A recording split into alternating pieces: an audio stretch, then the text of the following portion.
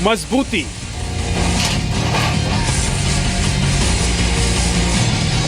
जब दगती है तो बरसती है बिजली।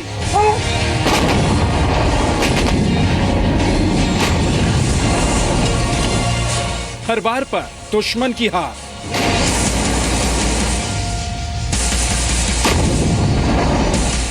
क्योंकि यही है लक्ष्य, सर्वत्र इज्जतो इकबाल।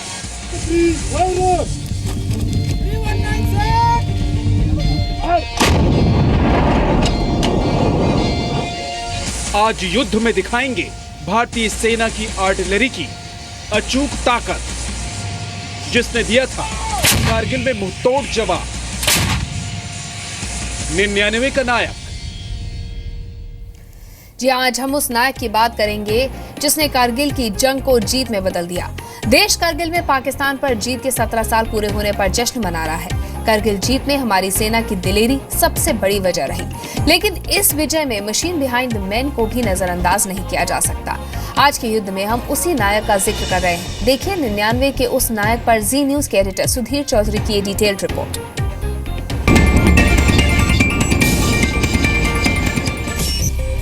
पाकिस्तान द्वारा नियंत्रण रेखा का उल्लंघन किया गया है।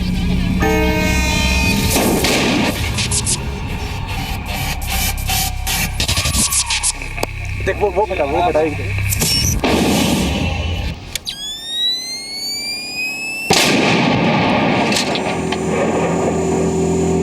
बोफोर्स गन के बारे में शायद हमारे देश में सभी जानते हैं। बोफोर्स गन सबसे पहले राजनीति के मैदान में मशहूर हुई, उसके बाद युद्ध के मैदान में मशहूर हुई। 1999 का जो कारगिल युद्ध हुआ, उसकी कहानी तब तक पूरी नहीं हो सकती जब तक हम आपको बोफोर्स की शौर्य गाथा न बताएं। इस वक्त मैं कारगिल के पास द्रास सेक्टर में बोफोर्स के एक गन पॉइंट पर हूं और आज हम आपकी मुलाकात बोफोर्स गन से करवाएंगे। तो आज हम करेंगे बोफोर्स का DNA test. 155 mm FH 77 BA2, जिसे बोफोर्स के नाम से जाना जाता है।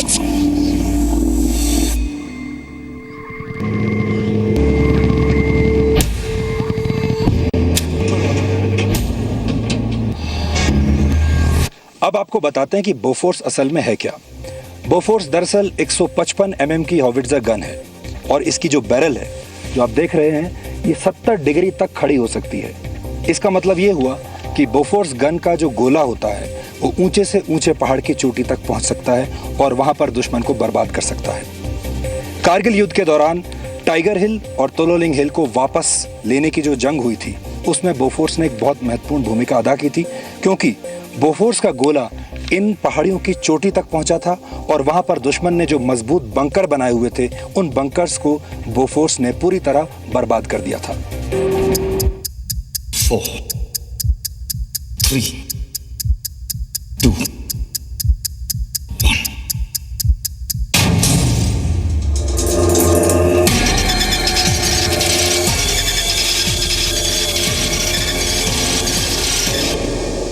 इस वक्त मैं एक गन पॉइंट पर हूं, बोफोर्स गन पॉइंट है ये, और मेरे साथ इस गन पॉइंट के battery commander major RP Singh हैं। और मैं आपको बता दूं कि इस वक्त बोफोर्स के बहुत करीब हम खड़े हुए हैं। हमारे देश के जितने हमारे करोड़ों की संख्या में जो दर्शक हैं, वो शायद इतने करीब बोफोर्स से कभी नहीं ना तो आ पाएंगे ना इतने करीब से देख पाएंगे।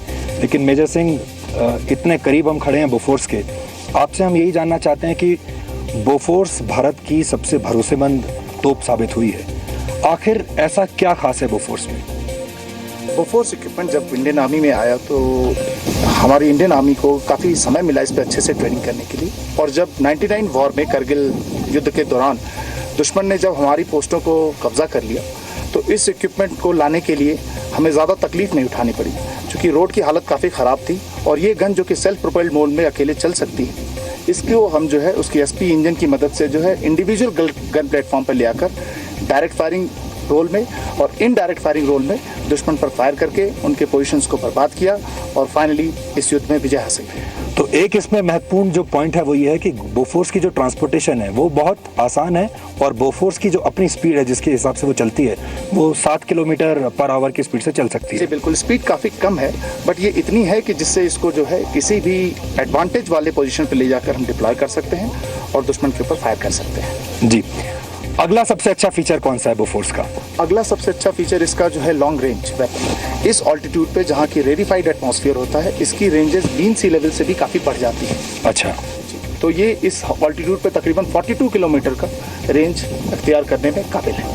इसकी बैरल के बारे में हम बात कर रहे थे कि इसकी जो बैरल है वो 70 डिग्री तक खड़ी हो जाती है। बैरल आपको बताते हैं, देखिए ये बैरल है जिस वक्त आप देख रहे हैं, ये 70 डिग्रीज तक ऊपर चली जाती है, जो कि कहते हैं कि बहुत मददगार साबित होती है इस तरह की फाइट्स में।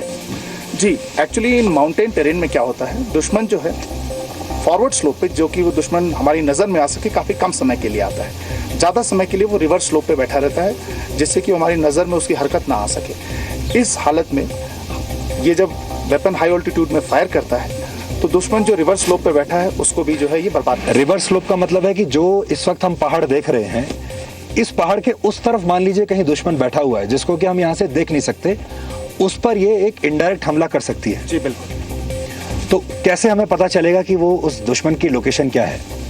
हमारे पास ओपी ऑफिसर्स होते हैं और हमारे पास और भी कई सारे सेंसर्स होते हैं, जिसकी वजह से हम तकरीबन आइडिया लगाते हैं, मैप्स हैं, सारे कुछ हैं कि दुश्मन कहाँ लगभग हो सकता है। और जनरली दुश्मन की हरकत देखने के बाद, इंफॉर्मेशन को कोरॉबरेट करने के बाद हमें पता लग जाता है कि इस इलाके में तकरीबन दुश्मन बैठा है और वहाँ फायर करते हैं। फायर को करेक्ट करने के लिए हमारे पास ओपी ऑफिसर हैं और काफ़ी सारी प्रोसीजर्स हैं जिनकी मदद से हमें पता लग जाता है।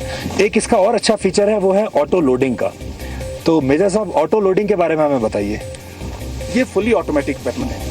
इसमें जो है गन्स को जो है क्रेन में लोड किया जाता है और उसके बाद वो क्रेन जो है लोडिंग ट्रे में आता है और उसके बाद यहाँ से ऑटोमेटिकली लोड हो जाता है। इस क्रेन के बारे में आप बात कर रहे हैं, ये जो क्रेन है, जी हाँ। इसमें जो है वेपन्स लोड होंगे, एमिनेशन लोड होगा और उसके बाद वो ये इस लोडिंग ट्रे में आएंगे। जी, लोडिंग ट्रे से इसको जो है लोडिंग टर्फ है, यहाँ से आकर ये लोड होते हैं ऑटोमेटिकली। इससे क्या होता है कि 3 सेकंड्स में 14 सेकंड्स में 3 राउंड्स फायर करने की कैपेबिलिटी हमें मिलती है। और एक शेल का वजन जो है तकरीबन 42 kgs के आसपास है, with around 8 kgs of TNT। So you can imagine 14 seconds में almost 25 kgs of TNT on a particular target, क्या हालत होगी दुश्मन की। जी, एमिनेशन के बारे में हम आपको थोड़ी देर में बताएंगे, लेकिन उससे पहले आपको बताते हैं कि बोफोर्स की रेंज क्या है और बोफोर्स का जो डैमेज करने का जो इलाका है वो क्या है। मेजर साहब, अभी तक जो मैं आपके डेमो में सुन रहा था कि 50 मीटर किलिंग एरिया है और 250 मीटर डेंजर एरिया है, उसके बारे में बताइए आप, और कितनी दूर तक ये मार कर सकती है? दूरी इसकी जो है लगभग 42 किलोमीटर एक्सटेंडेड रेंज एमिनेशन के साथ है। इसकी जो रेंज है वो एमिनेशन पे थोड़ी थोड़ी वेरी करती है, बट मैक्सिमम रेंज जो हमें मिलता है इस एमिनेशन के साथ वो है 42 किलोमीटर। मेजर सिंह की जो यूनिट है उन्होंने हमारे लिए एक स्पेशल लाइव डेमो किया है बोफोर्स का, जो कि इसके बाद हम आपको दिखाने वाले हैं। वो लाइव डेमो आप देखिए, आपको युद्ध के मैदान में आने का मौका शायद दोबारा इससे पहले भी नहीं मिला होगा, आगे भी नहीं मिलेगा, लेकिन आप बोफोर्स कैसे अपना काम करती है ये ज़रूर हम आपको दिखाएंगे इस लाइव डेमो के ज़रिए। ये आप देखिए, और 1999 में जब मैं आया था, ये लाइव डेमो है शांति काल का, इसको आप देख सकते हैं। और इसके साथ ही हम आपको वो तस्वीरें भी दिखाएंगे जो असल में कारगिल युद्ध के दौरान जब बोफोर्स गन्स का इस्तेमाल हो रहा था, वो युद्ध काल था। युद्ध काल में कैसे बोफोर्स काम कर रही थी वो भी तस्वीरें आप देखिए, और दोनों तस्वीरों की आप तुलना कर पाएंगे आज कि 1999 में युद्ध के दौरान बोफोर्स कैसे काम कर रही थी और आज बहुत शांति से, इस शांति काल में हमने आपके लिए एक डेमो अरेंज किया है। वो डेमो भी आप देखिए ताकि आप बोफोर्स गन को करीब से देख पाएं। तो कल ही आया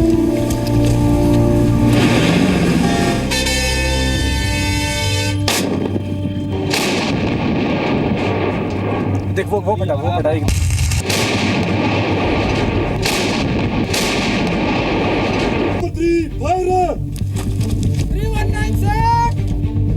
ऑपरेशन विजय की ये तस्वीरें भले ही पुरानी हो, लेकिन इनकी हर एक याद आज भी ताजा है। धमाकों की गूंज और भारत के सबसे ताकतवर हथौड़े ने तब भी धड़कनें बढ़ाई थी।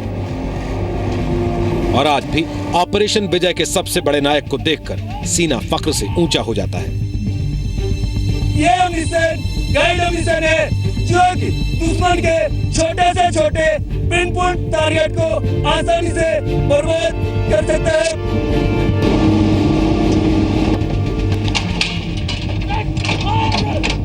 बोफोर्स हिंदुस्तान का ये वही हथौड़ा है जिसने कारगिल की पहाड़ियों में छिपे देश के दुश्मनों को चुन चुन कर मारा था।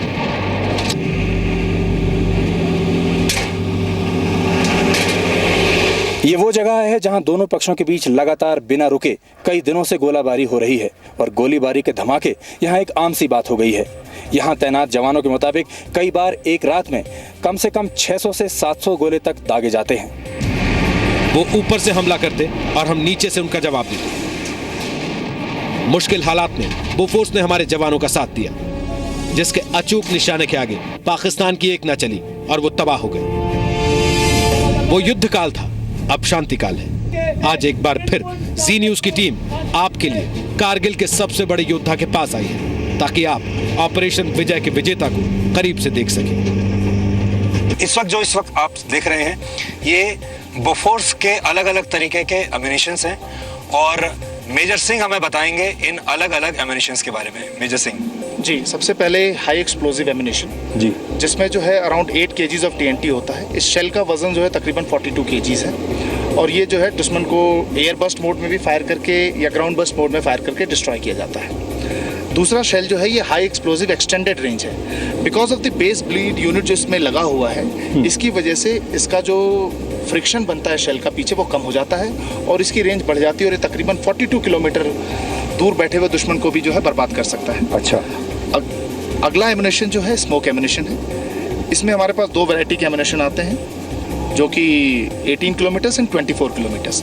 इसके अंदर जो है फिलिंग होती है कॉम्पोजिशन की, जिसकी मदद से जो है टारगेट पे जब ये गिरता है तो ये स्मोक एमिनेट करता है। कैनिस्टर्स होते हैं। इसमें जो है हम 2 तरीके से इसको यूज़ करते हैं। या तो कभी हमारी फ़ौज अगर हरकत कर रही है, दुश्मन उसे देख रहा है और उस पर कारगर फायर ला रहा है, तो दुश्मन को जो है स्क्रीन करने के लिए हम एक पर्दे टाइप की चीज़, धुएं की परत बना देते हैं जिसकी वजह से दुश्मन हमें देख ना सके। कई बार ऐसा होता है दुश्मन हरकत कर रहा है और हम फायर ले आ रहे हैं और दुश्मन बचने में कामयाब हो रहा है, तो हम स्मोक फायर करते हैं और दुश्मन को कंप्लीट कंफ्यूजन क्रिएट कर देते हैं और उसके बाद जो है हम उन्हें डिस्ट्रॉय करते हैं। ये चार्ज बैग्स हैं जो कि इन शेल्स के पीछे लगाए जाते हैं और इसकी वजह से ये एनर्जी बैग्स आप कह सकते हैं। ये जलते हैं और उसके बाद ये शेल्स को प्रोपेल करके आगे फेंक देते हैं। ये फ्यूजेस हैं जो कि लगते हैं शेल्स के आगे। अच्छा, इनकी मदद से इन पे अलग अलग उठा सकता हूं? जी प्लीज। ये इन पे सेटिंग्स अलग अलग होती हैं। इन सेटिंग्स को लगा के हम या तो air burst action, ground burst action, smoke को एयर बस्ट ऊपर फायर कर ऊपर या फिर ज़मीन में अलग अलग एक्शन हासिल कर सकते हैं। जी, तो ये हमने आपको बताया कि एम्यूनिशंस कौन कौन से इस्तेमाल होते हैं बोफोर्स गन में, और बोफोर्स गन जो इतनी कामयाब होती है उसके पीछे कौन कौन से एम्यूनिशंस और कौन कौन से हथियार उसके पीछे उसकी इस शौर्य गाथा को पूरा करते हैं।